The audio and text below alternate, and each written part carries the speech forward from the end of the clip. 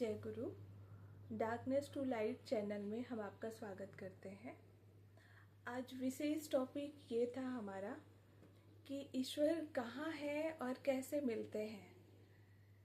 ईश्वर के बारे में अगर अपन बात करें ना कि ईश्वर कहाँ है और कैसे मिलते हैं, ये मुझे ऐसा लगता है हर किसी का सवाल होना चाहिए, क्योंकि हर कोई अपना नियमबद्धता के तरीके से सुबह से लेकर शाम तक हर एक व्यक्ति एक रूटीन में रखा हुआ है।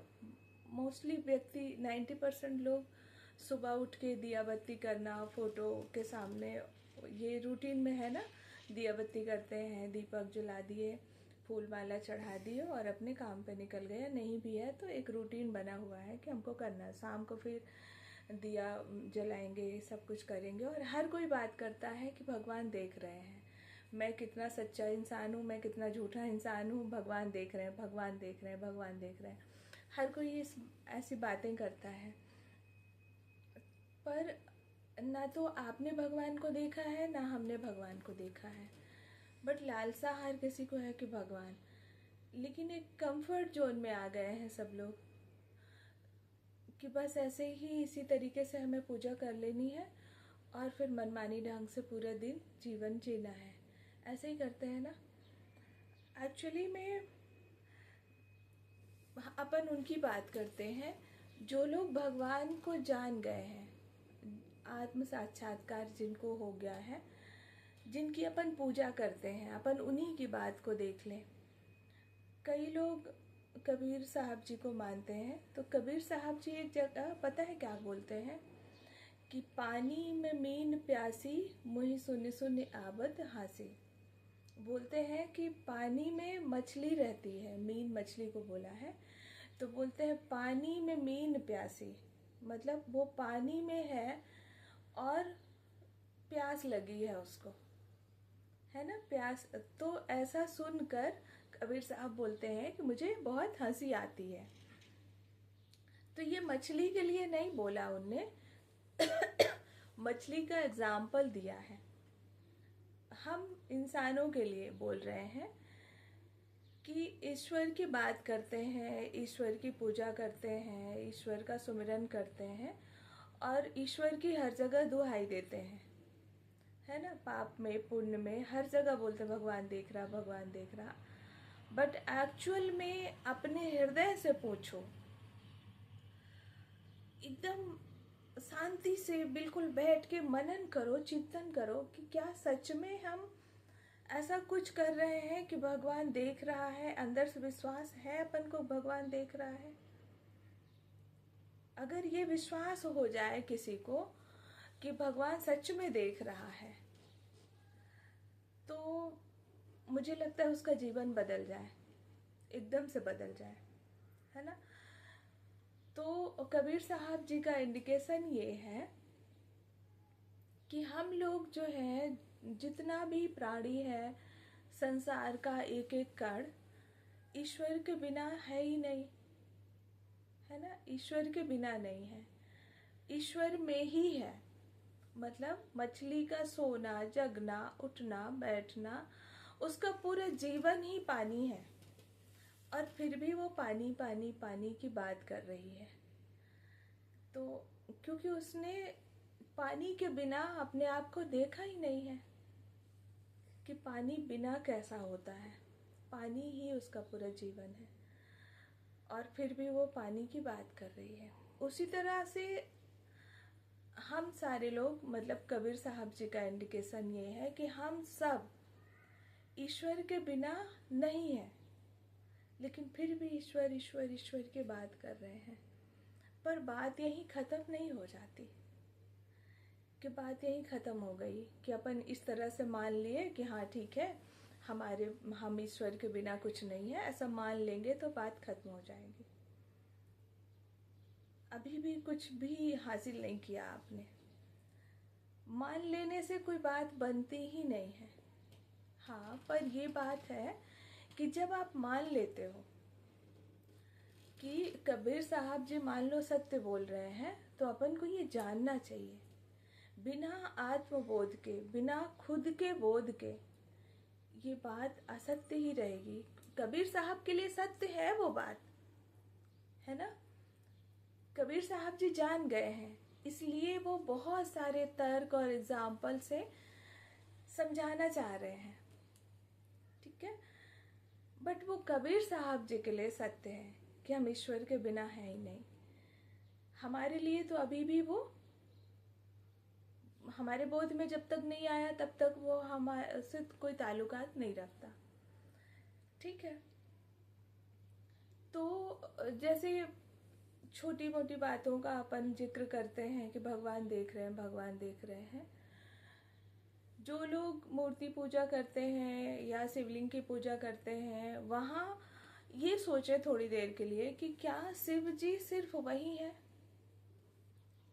उतनी ही पूजा कर लिए उसके बाद नहीं। जब अपन ये जानते हैं कि शिव जी एक विराट स्वरूप है और शिव जी हर जगह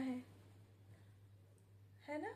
ईश्वर सर्वव्यापी है, शिव जी सर्वव्यापी है, तो सर्व में तो हम भी हैं, हमारे भीतर भी है वो पूरी तरह से।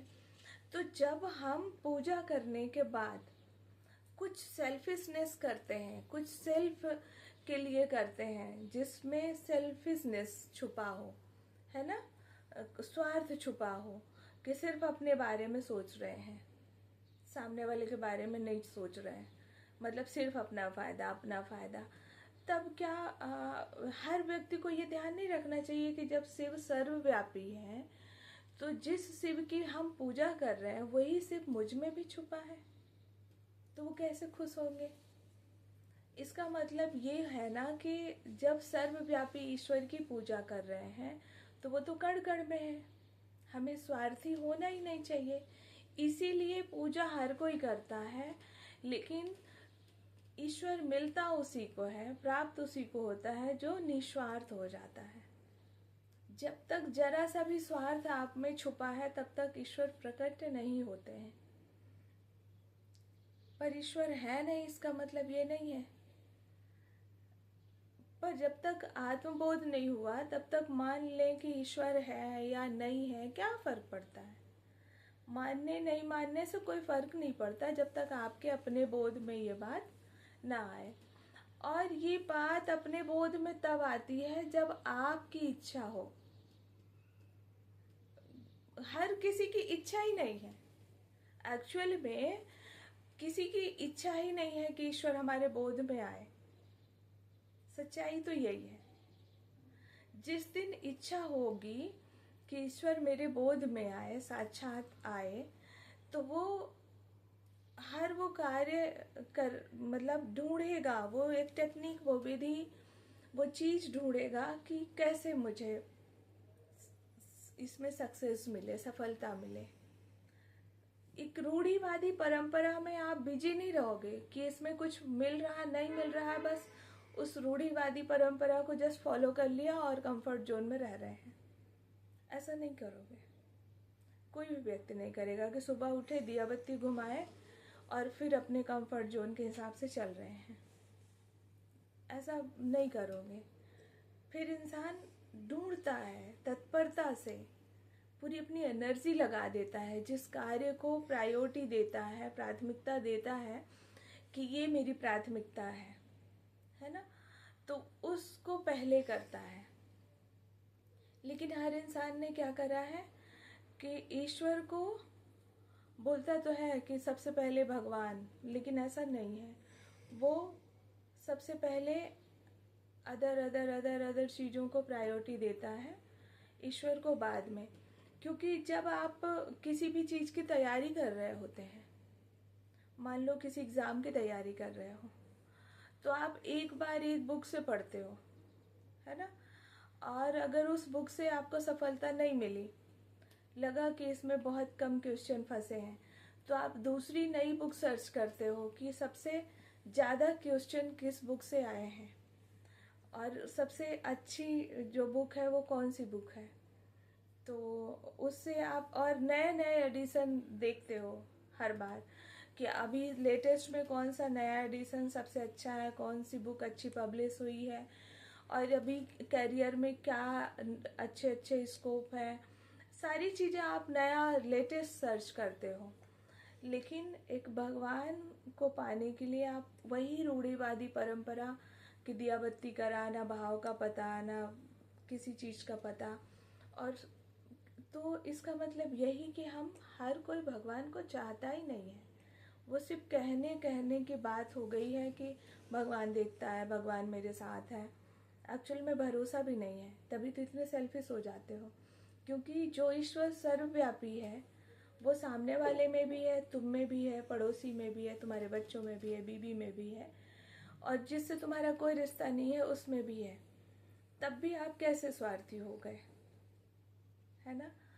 तो इस तरह की बातें हैं कि मेन जो मोटिव था मेरा बताने का ये था कि कबीर साहब जी बोलते हैं कि पानी में मीन प्यासी मोहि सुन सुन याबत हासी। तो एक्चुअली में हम ह्यूमन बीइंग के लिए बोल रहे हैं कि सब ईश्वर ईश्वर की बात कर रहे हैं, ईश्वर प्राप्ति ईश्वर प्राप्ति। बट एक्चुअल में हम ईश्वर से बने हैं, ईश्वर में ही है, ईश्वर में ही सांसें ले रहे हैं। हमारा जीवन ही ईश्वर से ही है और अपन ईश्वर की बात कर रहे हैं। बट ये सिर्फ कहने की बात नहीं है, ये बोध होना चाहिए। और ये बोध कैसे प्राप्त होगा, ये अलग अलग संस्थाएं अलग अलग टेक्निक देती हैं। मेरे पास ये है हमारे गुरुदेव जो क्रिया योग दिए हैं। इस क्रिया योग के पथ पर चलकर योगदा सत्संग सोसाइटी ऑफ इंडिया